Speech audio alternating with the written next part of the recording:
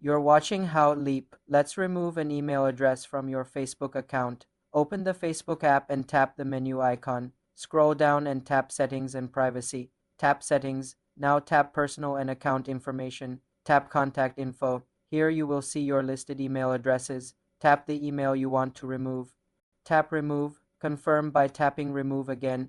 You cannot remove your primary email. To remove it, you must first add a new email and set it as primary. Then you can remove the old one. You're watching How Leap. Let's remove an email address from your Facebook account. Open the Facebook app and tap the menu icon. Scroll down and tap Settings and Privacy. Tap Settings. Now tap Personal and Account Information. Tap Contact Info. Here you will see your listed email addresses. Tap the email you want to remove. Tap Remove. Confirm by tapping Remove again. You cannot remove your primary email. To remove it, you must first add a new email and set it as primary.